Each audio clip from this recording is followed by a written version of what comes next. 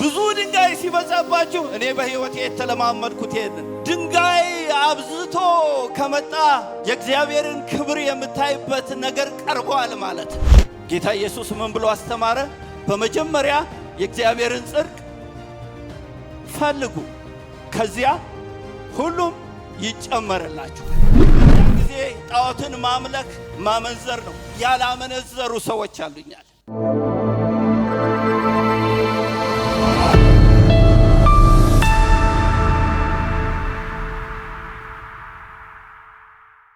የስብከቴ ርዕስ በእግዚአብሔር ዘንድ ያለንን ቦታ ስለማወቅ የሚል ነው። ሁለተኛ ነገሥት ምዕራፍ 6 ከ8 እስከ 18 በጌታ በኢየሱስ ክርስቶስ ስም አነበዋለሁ። የሶርያም ንጉሥ ከእስራኤል ጋር ይዋጋ ነበረ። ከባሪያዎችም ጋር ተማክሮ በዚህ ተደብቀን እንሰፍራለን አለ። የእግዚአብሔርም ሰው ሶርያውያን በዚያ ተደብቀዋልና በዚያ ስፍራ እንዳታልፍ ተጠንቀቅ ብሎ ወደ እስራኤል ንጉሥ ላከ። የእስራኤል ንጉሥም የእግዚአብሔር ሰው ወደ ነገረው ስፍራ ሰደደ። አንድ ጊዜም ሳይሆን ሁለት ጊዜ ሳይሆን በዚያ ራሱን አዳነ። የሶርያ ንጉሥ ልብ ስለዚህ እጅግ ታወከ። ባሪያዎቹን ጠርቶ ከኛ ዘንድ ከእስራኤል ንጉሥ ጋር የተወዳጀ እንዳለ አትነግሩኝምን? አላቸው። ከባሪያዎቹ አንዱ ጌታ ሆይ እንዲህ እኮ አይደለም፣ ነገር ግን በእልፍኝህ ውስጥ ሆነህ የምትናገረውን በእስራኤል ዘንድ ያለ ነቢይ ኤልሳዕ ለእስራኤል ንጉሥ ይነግረዋል አለ። እርሱም ልኬ አስይዘው ዘንድ ሂዳችሁ ወዴት እንደሆነ እዩ አለ። እነርሱም እነሆ በዶታይን አለ ብለው ነገሩት። ወደዚያም ፈረሶቹንና ሰረገሎቹን እጅግም ጭፍራ ሰደደ። በሌሊትም መጥተው ከተማይቱን ከበቡ። የእግዚአብሔር ሰው ሎሌ ማለዳ ተነስቶ በወጣ ጊዜ እነሆ በከተማይቱ ዙሪያ ጭፍራና ፈረሶች ሰረገሎችም ነበሩ።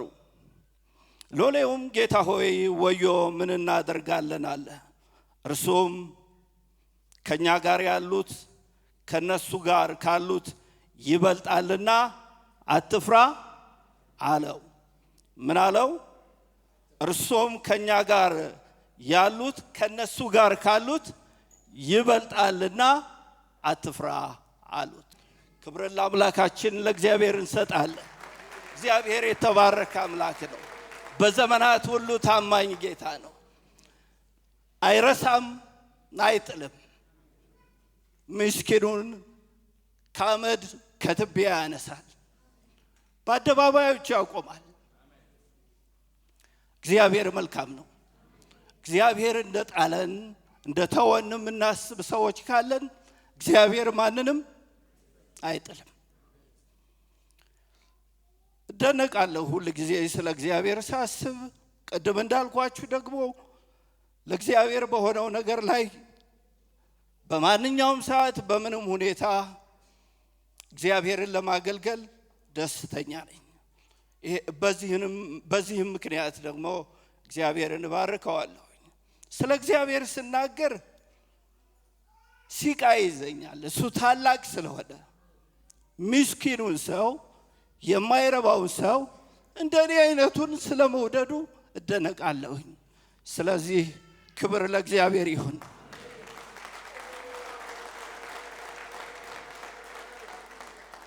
እንግዲህ በዚህ ክፍል ውስጥ ስናይ በጣም አስጨናቂ ሁኔታ ውስጥ እስራኤላውያኖች ነበሩ።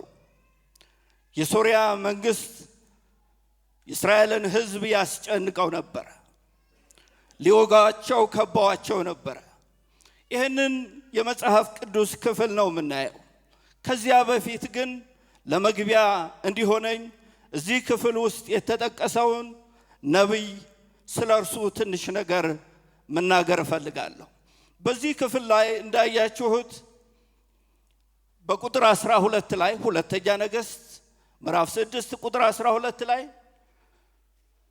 ኤልሳዕ ተጠቅሶ እናየዋለን። ኤልሳ ማን ነው? ከመጽሐፍ ቅዱሳችን አንፃር የኤልሳን ማንነት እናያለን። ኤልሳ ሀብታም ከሆነ ሳፋጥ ከተባለ ቤተሰብ ጥቅጥቅ ባለው ደን ውስጥ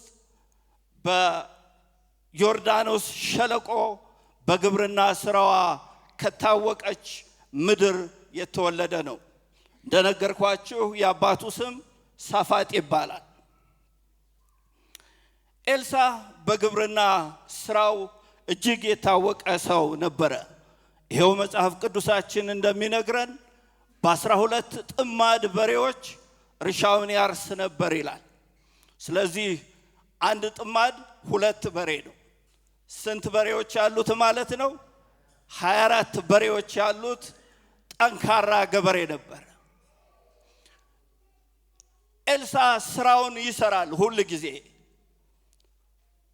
ብርቱ ገበሬነቱን አሁን እንዳልኳችሁ እነዚህ የተጠቀሱት ከብቶች ብቻ በሬዎች ብቻ በመጽሐፍ ቅዱሳችን ውስጥ ተቀምጠዋል እንጂ ሌላ በጎች ሊኖሩት ይችላሉ፣ ግመሎች ሊኖሩት ይችላሉ፣ በጎች ፍየሎች ሊኖሩት ይችላሉ፣ የቤት እንስሳዎች ብዙ ሊኖሩት ይችላሉ። ይሄ ሰው ስራውን በሚሰራበት ጊዜ የእግዚአብሔር ሰው ኤልያስ 400 የበዓልን ነቢያት በቂሶ ወንዝ ላይ ካሳረደ በኋላ ተወራርዶ በእግዚአብሔር ስም ኤልዛቤል የአካብ ሚስት ስላስደነገጠችው ከነዚህ እንዳንዷ ነፍስህ ትሆናለች ብላ ስለዛተችበት ፈራ፣ ደነገጠ ይላል። ስለዚህ በቁጥቋጦ ስር ሆኖ እኔ ከአባቶቼ አልበልጥምና ውሰደኝ አለ። ለኤልያስ የመሰለው እግዚአብሔር ሰው እንደሌለው፣ ስለዚህ እሱ ከሌለ የእግዚአብሔር አገልግሎት እንደሚቋረጥ፣ የእግዚአብሔር ስራ እንደሚቆም አስቦ ነበረ። እግዚአብሔር ቸር ስለሆነ ወደ ኤልያስ እየሄደ ያበላው ነበረ፣ ያጠጣው ነበረ፣ ከተኛበት ቦታ ይቀሰቅሰው ነበረ። ነገር ግን ኤልያስ መልሶ ይተኛ ነበረ። እግዚአብሔር እዚህ ክፍል ላይ ተጽፎ ባናገኘውም ኤልያስን ነገረው። ብዙ ስራ አለብህ፣ የምትሰራው ብዙ ስራ ስላለ አትተኛ ቢለው መተኛትን መረጠ። የሚታየው አሁንም እርሱ ብቻ እግዚአብሔርን የሚያገለግል ለእግዚአብሔር ሌላ ሰው እንደሌለው የተረዳ ይመስላል። ከዚያ በኋላ ከሚሄድበት መንገድ መለሰው። ኤልያስን ከሚሄድበት መንገድ መለሰውና ንጉስም ትቀባልኛለህ፣ ነብይም ትቀባልኛለህ አለው። በጣም የሚያስደንቀው ነገር ኤልያስ አንተ ሰው እንደሌለኝ አስበሃል፣ ነገር ግን ለበዓል ያልተንበረከኩ ሰዎች አሉኝ አለ። ለማን ያልተንበረከኩ? ለበዓል ያልተንበረከኩ። አንተ እስራኤል ሁሉ የረከሰ አድርገህ ወስደሃል። አንተ እግዚአብሔር ማንም እንደሌለው አድርገህ አስበሃል። ነገር ግን ለበዓል ያልተንበረከኩ ሰዎች አሉኝ፣ ንጹህ የሆኑ ሰዎች፣ በዓልን የማያመልኩ ሰዎች። በዚያን ጊዜ ጣዖትን ማምለክ ማመንዘር ነው። ያላመነዘሩ ሰዎች አሉኛል። አንዳንድ ጊዜ እግዚአብሔር እድልን ሲሰጠን፣ መንገዶች ሲመቻቹልን፣ እኛ ብቻ የሆን ከመሰለን አንሸወድ። እግዚአብሔር እዚህ ቤት ውስጥ ብዙ ሰው አለ። እግዚአብሔርን የሚወድ የእግዚአብሔርን ድምፅ የሚሰማ እግዚአብሔር ሁሉ ጊዜ የሚገናኘው ብዙ ህዝብ አለ። የሚቀርብኝ እኔ ነኝ፣ የሚቀርብህ አንተ ነህ። እግዚአብሔር ሰው አለው። አይምሰለን። እኛ አገልጋዮች፣ ምናልባት ቄሶች፣ ምናልባት ወንጌላውያን፣ ምናልባት ዘማሪዎች፣ እናንተ ካልዘመራችሁ፣ እናንተ ካልሰበካችሁ እናንተ ካልመሰከራችሁ እግዚአብሔር ሰው የሌለው ከመሰላችሁ ተሳስታችኋል። እዚህ ቤት ውስጥ ብዙ ምቅ ኃይል ያለው እግዚአብሔር ጋር ግንኙነቱ የጠበቀ እግዚአብሔርን የሚፈራ እግዚአብሔርን የሚገዛ ብዙ ሕዝብ አለ። ስለዚህ መጠንቀቅ አለብን። እድል ነው የተሰጠን። እድል ሲሰጠን እግዚአብሔርን እንደሚገባ መታዘዝ አለብን። የሚቀርብኝ እኔ ነኝ፣ የሚቀርብህ አንተ ነህ፣ የሚቀርብሽ አንቺ ነሽ። አገልግሉ ስትባሉ፣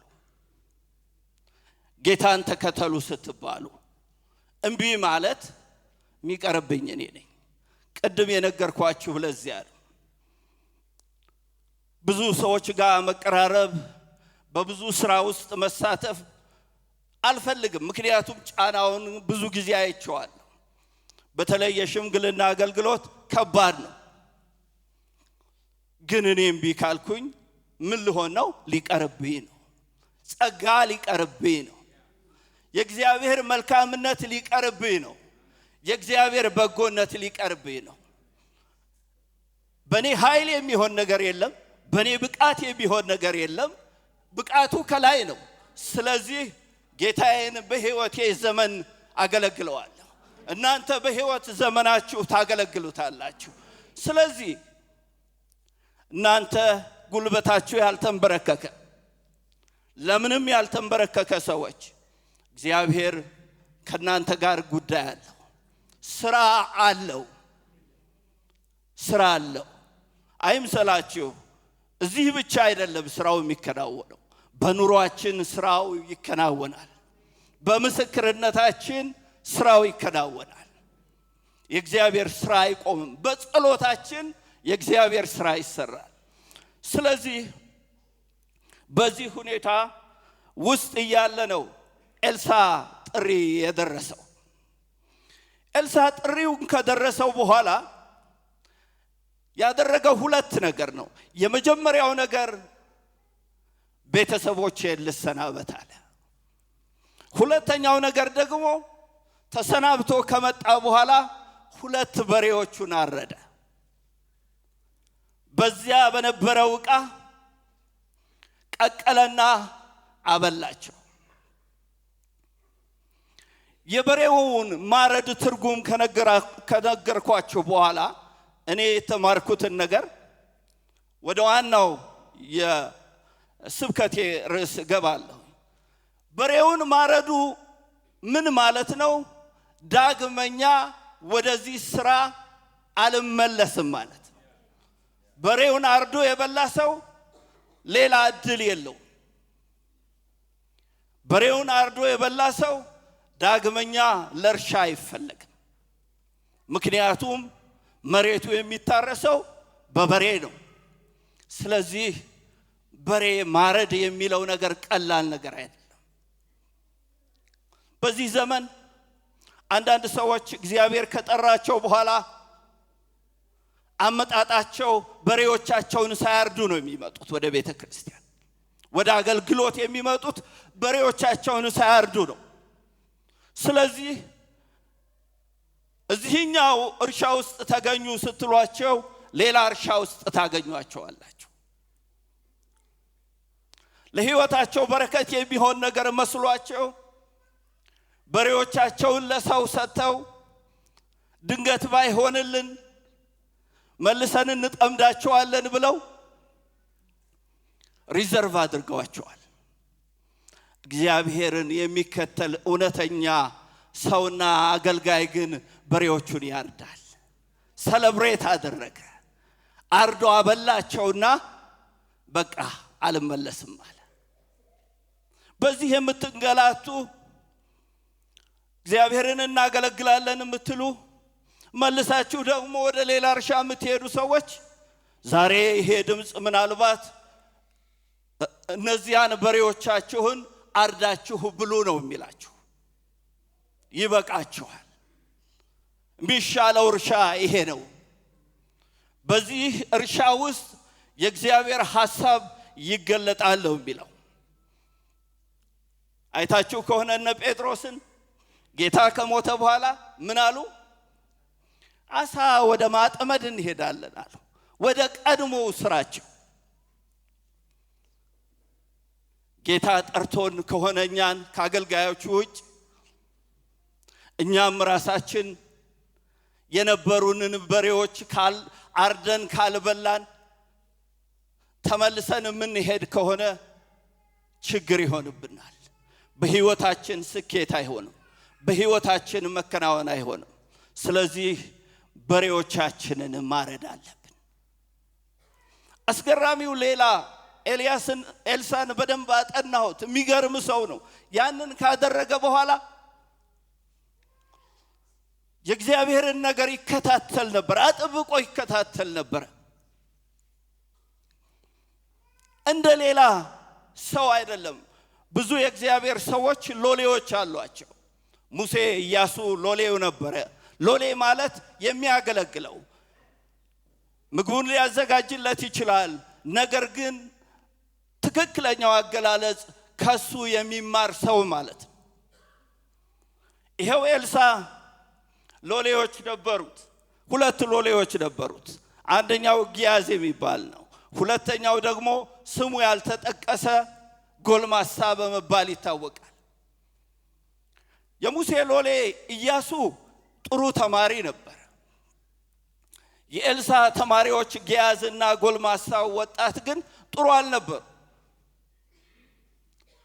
እሱ ያገለገለ የሚያዩት ተአምራቱን እያዩ የሆነ ነገር ቦጭቀው መውሰድ ነው የሚፈልጉት። በተለይ ጊያዝ። ኤልሳ ግን እንደዚህ አልነበረም። ኤልሳ ብርቱ ሰው ነበር። የእግዚአብሔርን ነገር ይከታተል ነበር። ወሬኛ እንኳን አልነበረም። የሚያስደንቅ ነገር ነው። የእግዚአብሔርን ድምፅ ኤልያስ ጋር ሆኖ ይሰማ ነበር። ከአንዳንድ ሰዎች ጋር ስትሆኑ ስትነጋገሩ የእግዚአብሔርን ነገር ትሰማላችሁ፣ ትታነጻላችሁ። ወደ እግዚአብሔር ክብር ከፍ ያለ ነገርን ፍለጋ ትንቀሳቀሳላችሁ። ስለዚህ ኤልሳን እንደሚገባ እየተከተለ የሚማር ሰው ነበረ። እንግዲህ ወደ መጨረሻ ላይ ልምጣና ኤልሳ ያገለገለበት ያገልግሎት ዘመኑ 60 ዓመታት ያህል ነው ያገለገለው። ለ60 ዓመታት ያህል እግዚአብሔርን ያገለገለ ሰው ነበር። በዚህ ያገልግሎቱ ዘመን ውስጥ ደግሞ 4 መንግስታትን ያየ የእግዚአብሔር ነብይ ነበር።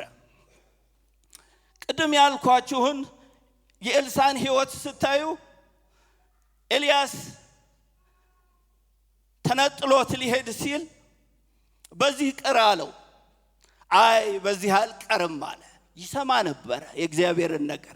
የእግዚአብሔርን ነገር ያውቅ ነበር። አይ በዚህ አልቀርም። አይ ልጄን ይዤ ሌላ ቦታ ሊሄድ ነው ሲለው አይሆንም አለ። መንገድ ላይ ደግሞ የነቢያት ልጆች አገኙትና ጌታህን እግዚአብሔር ሊወስደው ነው አሉት። ዝም በሉ አውቃለሁ አላቸው። ድምፁን የሚሰማ ሰው ለወሬ ብዙ አይሮጥም። ዝም በሉ እኔ አውቄያለሁ፣ እናንተ ሰምተናል ብላችኋል። እዩት የእነሱንና የእሱን ልዩነት። እሱ ወደ በለጠ ክብር ለመሄድ ራሱን አዘጋጅቷል። እነሱ ደግሞ አንድ ቦታ ላይ ቆመው እግዚአብሔርን ሰምተዋል፣ ግን የበለጠ ክብር አይፈልጉም ነበር። ስለዚህ ዝም በሉ አላቸው። ተከተለው። ጌታዬ ሆይ ባካት ከልክለኝ አለው። ከዚያ የኤልያስ የመጨረሻ ጊዜ ስለነበረ እየተከተለው ሄደና ምን አደርግልህ ዘንድ ትፈልጋለህ አለው። ሌላ ነገር ምንም አልፈለገም። እጥፍ መንፈስ እንፈልጋለሁ አለው። ካንተ በላይ የሆነ አንተ ስታገለግልበት ከነበረው በላይ የሆነ እጥፍ መንፈስ እፈልጋለሁ አለ። ምን አለው? ከባድ ጥያቄ ጠይቀሃል፣ ግን እኔ ሲሄድ ተመልከት ምን ይሆንልሃል? ይሄ ጠየቀው ነገር ይሆንልሃል። የእግዚአብሔርን ነገር አብዝቶ መፈለግ ወደ ተሻለ ክብር ያደርሳል። የእግዚአብሔር ስም ብሩክ ይሁን። ይሄን ያህል ለመግቢያ ያህል የኤልሳን ሕይወት እንድናይ ከሆነ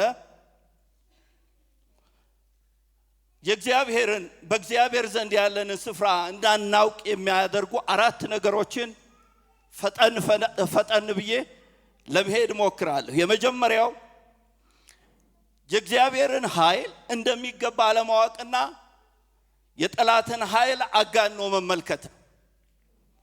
በእግዚአብሔር ዘንድ ያለንን ስፍራ እንዳናውቅ ከሚያደርጉ አራት ምክንያቶች አንደኛው የእግዚአብሔርን ኃይል አለማወቅና የጠላትን አሰራር ከልክ በላይ አጋኖ ማየት ነው።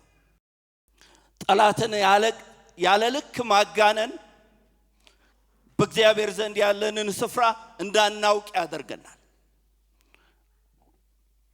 ይሄ የሶርያ ንጉሥ ቅድም ባነበብኩላችሁ ክፍል ውስጥ የኤልሳ ሎሌ የእግዚአብሔርን ኃይል አያውቅም ነበር። አብሮት እሱ ጋር ይኖራል ቅድም እንደነገርኳችሁ፣ ግን ኃይሉን አያውቅም ነበር። ስለዚህ ምን አለ? ወዮልን ጠፋን አለ።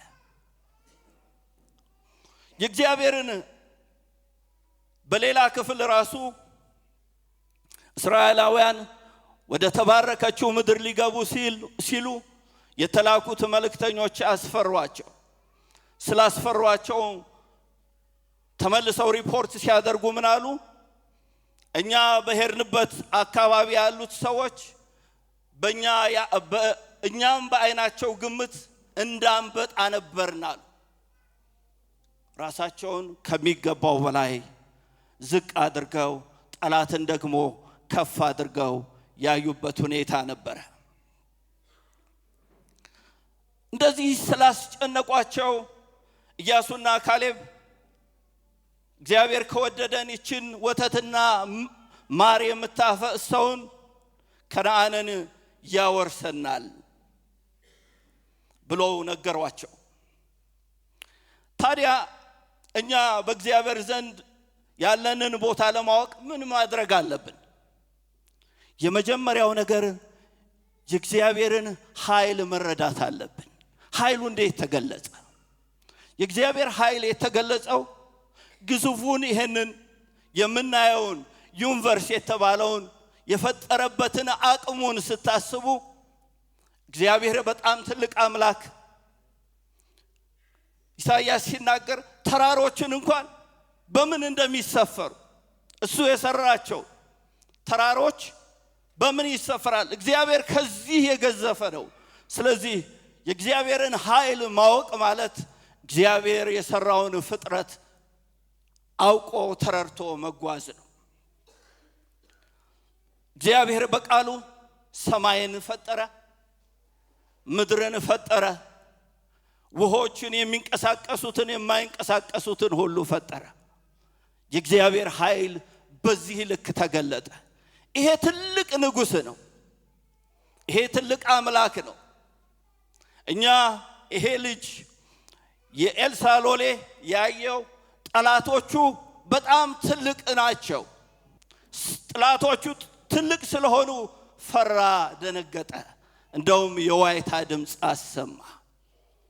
አንድ ሰው የእግዚአብሔርን ኃይል ካወቀ፣ ይሄንን የመፍጠር ኃይሉ ከገባው፣ እስራኤልን ሕዝብ ቀይ ባህርን ከፍሎ እንዳሻገረ ከገባው፣ መና ከሰማይ አውርዶ የተዘጋጀ ምግብን እንዳበላው ካወቀ፣ እነዚያን 10 ተአምራትን በግብፅ ምድር ላይ ያደረገውን አምላክ ካወቀና ከተረዳ የሱ ችግር ኢምንት ይሆናል። እናንተ ጋር ያለው ችግር የእግዚአብሔርን ኃይል የመፍጠሩን አቅም ከተረዳችሁ በጣም ትንሽ ነው። እዚች ላይ በስክሪፕቶዬ ነጥብ አድርጌ በእርግጠኝነት ቄስ መላኩን ኢሊ ቢለው አያትም ነጥቧል። ምክንያቱም የኔ ነጥብ በርቀት ስለሚያያት ትንሽ ናት። እኛ ችግሮቻችንን ከእግዚአብሔር የመፍጠር ኃይል ጋር አገናኝተን ስለምናየው ይገዝፍብናል። ምን ይላል ኢዮብ? እግዚአብሔር ምንድነው አለ? ከመታወቅ ያልፋል አለ። እግዚአብሔር ከመታወቅ ያልፋል። ስለዚህ የእናንተ ችግር እግዚአብሔር ከፈጠረው ፍጥረት በላይ ትልቅ አይደለም። ዛሬ ችግርህን ተሸክመህ ወይ ችግርሽን ተሸክመሽ እግዚአብሔር እንደማያስብሽ እንደማይደርስልሽ ካሰብሽ አንድ ነገር ስለጎደለሽ ነው። የእግዚአብሔርን ኃይል ስላልተረዳሽ ነው። ጠላት ይሄንን ኃይል እንድናውቅ አይፈልግም። የገባው ሰው ግን እግዚአብሔር ከኔ ችግር በላይ ትልቅ ነው ይለዋል ለጠላት። አንተን ከከበበህ ጠላት በላይ እግዚአብሔር ትልቅ ነው። ፍጥረታትን የሰራ እግዚአብሔር ትልቅ ነው። ንገረው ለራስህ፣ ሌላ ምንም አያስፈልግህም። የፍጥረታት ገዢ ትልቅ ነው ብለህ ንገረው። እረፍት ነስቶሃል፣ መተኛት አቅቶሃል፣ መተኛት አቅቶሻል። የእግዚአብሔርን ኃይል ግን አስቢው። በቃሉ ነው የፈጠረው ይሄን ሁሉ። ሌላ ነገር አላደረገም። ሁን አለው ሆነ። ባንተ ነገር ላይ እግዚአብሔር ሁን ካለው ይሆናል። የፍጥረታትን ገዢ ኃይል መረዳት ነው። በአዲስ ኪዳንም ስትመጡ የእግዚአብሔር ኃይል የተገለጠው በክርስቶስ ኢየሱስ ሥጋ ለብሶ መገለጥ ላይ። ይሄ ትልቁ መገለጥ ነው። የእግዚአብሔር ኃይል በአዲስ ኪዳን ተገለጠ ብለን ከመጽሐፍ ቅዱሳችን የምንረዳው አምላክ ሥጋ መልበሱ ነው። ክርስቶስ ኢየሱስ ሥጋ ለብሶ መምጣቱ። ይህንን ደግሞ ከዮሐንስ ወንጌል ምዕራፍ 1 ቁጥር 14 ላይ እናገኘዋለን። እኔ ያነብላችኋለሁ። ቃልም ሥጋ ሆነ፣ ጸጋንና እውነት ተሞልቶ በእኛ አደረ። አንድ ልጁም በአባቱ ዘንድ እንዳለው ክብር የሆነውን ክብሩን አየን። ከዚህ የበለጠ ክብር የለም።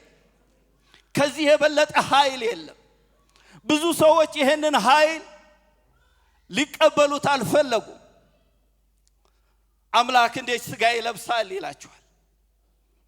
ብዙዎች ተሰነካክለው የቀሩት የአምላክን ሥጋ መልበስ አንቀበልም ስላሉ ነው። ምናልባት ከዚያ አስደናቂ ነገር ውስጥ እግዚአብሔር መዞ ያመጣችሁ ሰዎች፣ በተለይ ደግሞ አምላክ ሰው አይሆንም ከሚለው ምድር የመጣችሁ ሰዎች የታደላችሁ ናችሁ። ይሄንን ዕውቀት ይሄንን ኃይል መረዳት ስላልፈለጉ ብዙዎች በጨለማ ውስጥ አሉ። ለኛ ግን ብርሃን በርቶልናል። የእግዚአብሔር ስም የተባረከ ይሁን። ስለዚህ የክርስቶስ ኢየሱስ ሥጋ መልበስ የመጨረሻ የእግዚአብሔር ኃይል መገለጥ ነው። ይህ አስደናቂ ነገር ለሲኦል ራሳቸውን አዘጋጅተው ተቀምጠዋል። ለሞት ራሳቸውን አዘጋጅተው ተቀምጠዋል። እኛ ግን ይሄ እውነት በራልን። በዚህ እውነት ውስጥ ገባን። የእግዚአብሔር ኃይል አሁን እንዳልኳችሁ በአዲስ ኪዳን በክርስቶስ ኢየሱስ ሥጋ መልበስ ተገልጧል። ሌላው ደግሞ በሞትና በትንሣኤው ነው የተገለጸው። በክርስቶስ ሞትና ትንሣኤ። ይሄ ቀላል ነገር አይደለም። ክርስቶስ ሞቶ ለኔ ተነስቷል ብሎ ማመን ቀላል ነገር አይደለም። ስለዚህ የትንሣኤውን ኃይል መረዳት ትልቅ ነገር ነው። ወደ ሁለተኛው ክፍሌ ልሂድ። በዚህ ብዙ እንዳልቆይ በእግዚአብሔር ዘንድ ያለንን ስፍራ እንዳናውቅ ከሚያደርጉ ነገሮች መካከል የመንፈሳዊ አይኖቻችን መታወር ነው። ይሄ የልቦና አይን መታወር የሚለው ነው መጽሐፍ ቅዱስ። የሥጋ አይን መታወር አይደለም። ልቦና ይታወራል። የሰው ልቦና ይታወራል። ይሄንን ከዚሁ ከሁለተኛ ነገሥት ምዕራፍ 6 ቁጥር 17 ላይ እናየዋለን። ኤልሳም አቤቱ ያይ ዘንድ ዓይኖቹን እባክህ ግለጥ ብሎ ጸለየ። ይሄ ሎሌው እሱ ጋር እየኖረ ብዙ ስራዎች እየተከናወኑ ዓይኖቹ ግን የታወረ ነበረ። የልቦናው ዓይን የታወረ ነበረ። የልቦና ዓይንን በተመለከተ መታወርን በተመለከተ ሂዳችሁ በዮሐንስ ወንጌል ምዕራፍ 12 ቁጥር 40 ላይ ማየት ትችላላችሁ። ኢሳይያስም ደግሞ በዓይኖቻቸው እንዳያዩ በልቦናቸው እንዳያስተውሉ እንዳይመለሱም እኔም እንዳልፈውሳቸው ዓይናቸውን አሳወረ ልባቸውንም አደነደነ ይላል። ምናቸውን አሳወረ? ዓይናቸውን አሳወረ።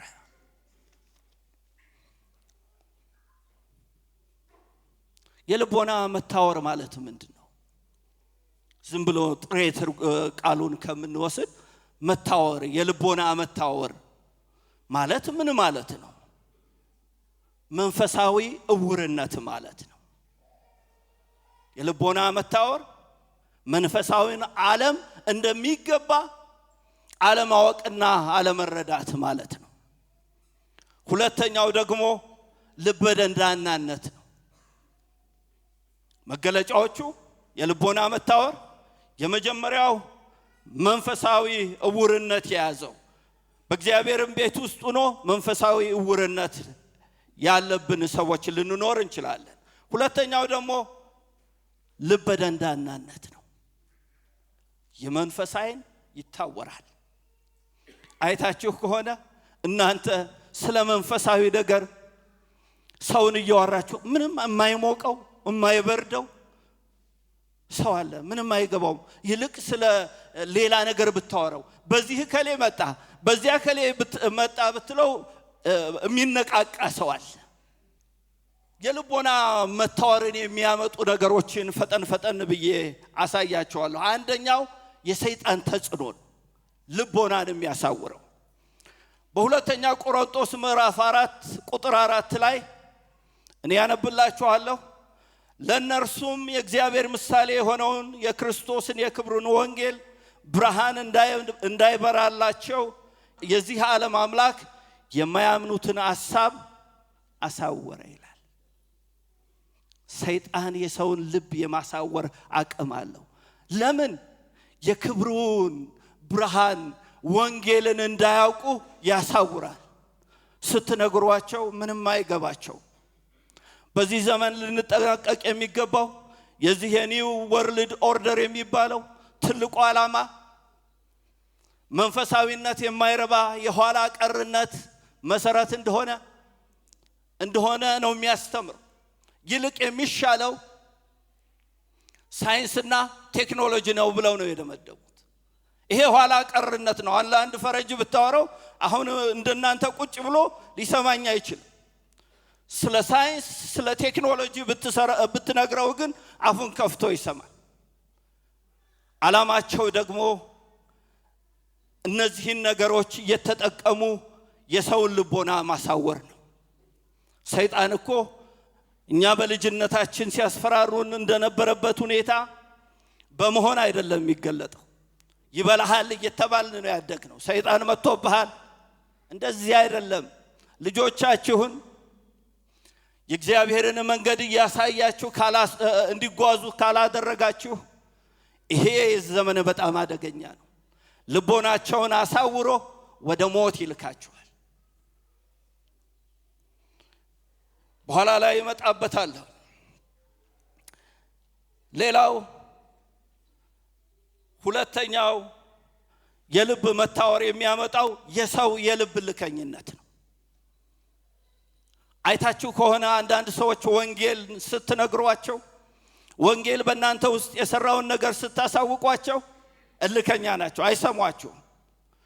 ጅል ነው የሚያደርጓችሁ። የማይረቡ እንደውም የሚያስቡን እኮ በጣም ስማርት የሆኑ ሰዎች እዚህ እንዳለን አያውቁም እኮ። የጅሎች ስብስብ አድርገው ነው የሚያዩት እኛን ጅሎች። ግን በእኛ ውስጥ ሁሉን የሚገዛ አምላክ አለ። የጥበብ ሁሉ ምንጭ አለ። ሞኝነት የሚለው እነሱን ነው የእግዚአብሔር ቃል የሚናገረው። ሞኞች የሚላቸው እነሱን ነው።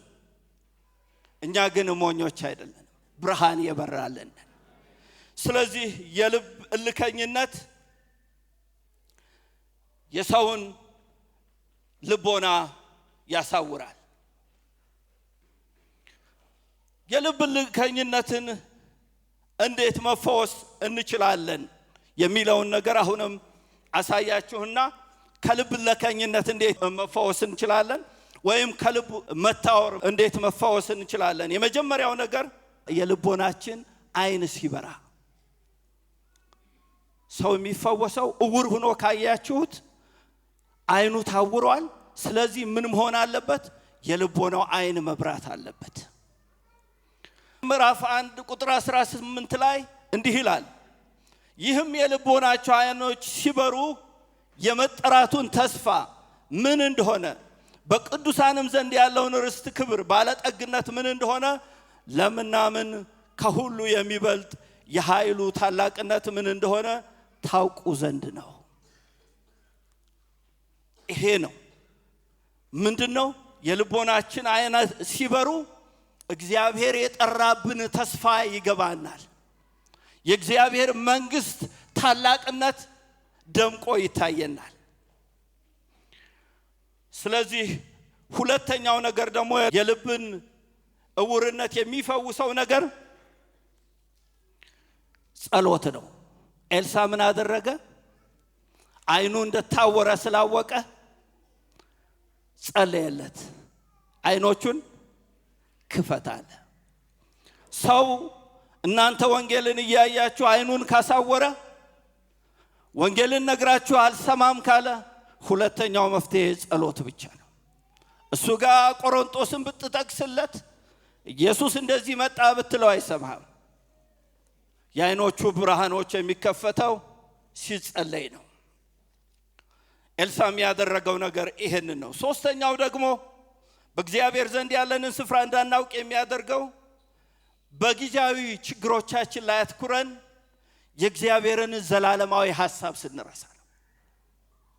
ለዚህ ጥሩ ምሳሌዎቻችን በዮሐንስ ምዕራፍ 11 ውስጥ ያሉት ማርያምና ማርታ ናቸው።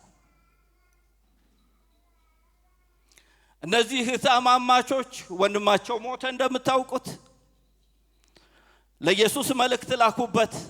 ኢየሱስ ሊመጣ አልቻለም። 4 ቀን ሞላው። ኢየሱስ መጣና እያወራቸው የሚያወሩት አሁን ሌላ አይደለም። አንተ በዚህ ሆነህ በነበረ ወንድማችን አይሞትም ነበር እያሉ ይነግሩት ነበር። ኢየሱስ ደግሞ ምን ይላቸው ነበር? እኔ ትንሣኤና ሕይወት ነኝ ይላቸዋል። ይሄ የምታዩት ወንድማችሁ አልዓዛር አሁን ባስነሳውም ተመልሶ ይሞታል። እግዚአብሔርን ብዙ ነገር የምንለምነው ነገር አለ። እባክህ ይሄንን ነገር አድርግ፣ ይሄንን ነገር አድርግ፣ ይሄንን ነገር አድርግ ብለን እንጠይቀዋለን። አንዳንድ ጊዜ እግዚአብሔር ዝም ይለናል። ለምንድነው ዝም የሚለን? የሞትና የትንሣኤውን ኃይል እንድናውቅ ስለፈለገ ነው። ጌታ ኢየሱስ ምን ብሎ አስተማረ? በመጀመሪያ የእግዚአብሔርን ጽድቅ ፈልጉ፣ ከዚያ ሁሉም ይጨመርላችኋል። ስለዚህ እነሱ ወንድማችን ሲሉ እሱ የሚያወራው ስለሚመጣው ሕይወት እንደገና ወንድማቸው ሞቶ ስለሚነሳው ነገር ነበር የሚነግራቸው።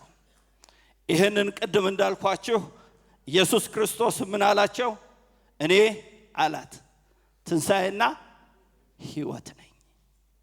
ይሄንን ተይው፣ የእናንተን ነገር ተወት አድርጉት። አሁን ንጸልይ ስትባሉ አይ ይሄንን ነገር ይሄንኛውን ስራ ልሞክረው፣ በዚህኛው ልውጣ፣ በዚህኛው ልውረድ ከምትሉ ትንሣኤና ሕይወት የሆነውን ጌታ ካወቃችሁ በኋላ እነዚያ የተባሉት ነገሮች ሁሉ ይመጣሉ።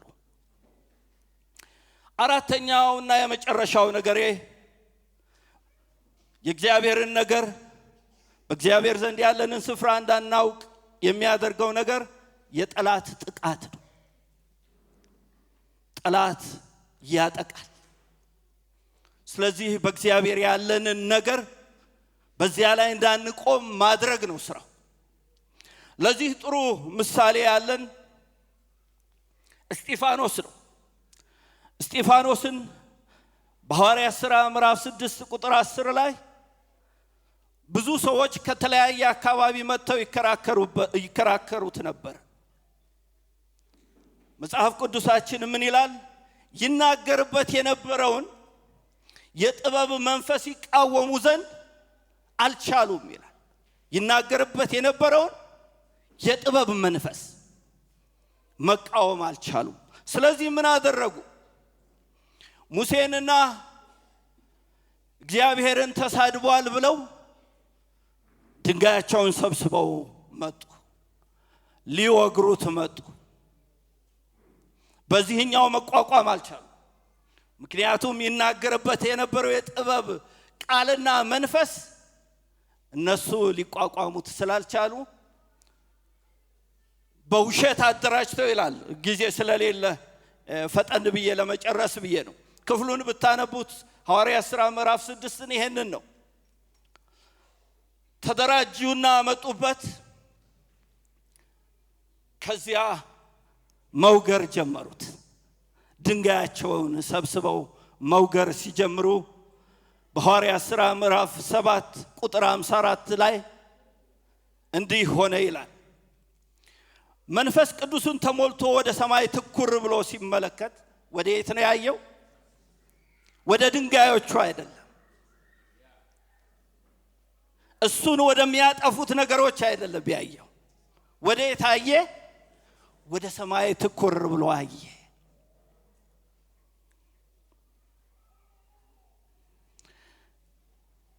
መንፈስ ቅዱስ ተሞልቶ ወደ ሰማይ ትኩር ብሎ ሲመለከት የእግዚአብሔርን ክብር ኢየሱስንም በእግዚአብሔር ቀኝ ቆሞ አየ።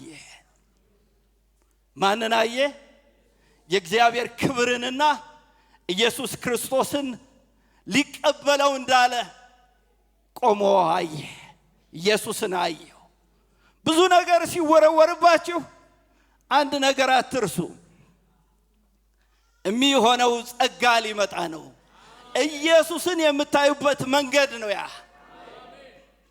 ብዙ ድንጋይ ሲበዛባችሁ፣ እኔ በሕይወቴ የተለማመድኩት ይሄንን ድንጋይ አብዝቶ ከመጣ የእግዚአብሔርን ክብር የምታይበት ነገር ቀርቧል ማለት ነው። አዘውትረው ከደበደቡህ ዝም በል፣ ባለህበት ቦታ ላይ ቁም። ይሄ እስጢፋኖስ ያደርግ የነበረው እንደውም ይጸልይላቸው ጀመር። ምን እያለ? በደላቸውን አትቁጠር። ሲወረውሩባችሁ በመስሪያ ቤት ይሁን፣ በቤታችሁ ይሁን፣ በሌሎች አካባቢዎች ይሁኑ፣ ድንጋይ ሲወረወርብህ የእግዚአብሔር ድምፅ በኃይል ይመጣል። እኔ ይሄ ልምምድ አለብኝ። አብዝቶ ድንጋይ ሲወረወርብኝ ድምፁ ኮለል ብሎ ይመጣልኛል። የእግዚአብሔር ክብር በግልጽ ይታየኛል። ስለዚህ ብዙ ድንጋይ ተወረወረብህ፣ ወገብህ በለዘ፣ ግን የእግዚአብሔር ክብር ወደ አንተ እየመጣ እንደሆነ ተረዳ። አትጨነቅ፣ አትፍራ። ክብሩ ይበልጣል። በጣም እየደበደቡት እሱ ምን ይታየዋል? ኢየሱስ ይታየዋል። አትጥሉት። አንዳንድ ጊዜ እግዚአብሔር ካመጣው ይሄንን መቀበል ትልቅ ነገር ነው። ስለዚህ ክርስቶስን ያይ ነበረ እየተወገረ። የማያ መንገዳችን ነው። ችግሮቻችን ሁሉ ክርስቶስን የምናይባቸው መንገዶች ናቸው። ድምጹን የምንሰማበት የምንጸልይበት መንገድ ነው። ጸለየ ይቅር በላቸው አለ። ስብከቴን በዚህ አጠናቅቃለሁ። ዛሬ ለጠላት የምንነግረው አንድ ነገር አለን። ይሄን ሁሉ ሰምታችኋል። ሐዋርያው ጳውሎስ ለፊልጵስዩስ ሰዎች ምን አለ? በምዕራፍ 3 ቁጥር 20 እስከ 21 ድረስ እኛ አገራችን በሰማይ ነው አለ። የኛ ሀገር በሰማይ ነው።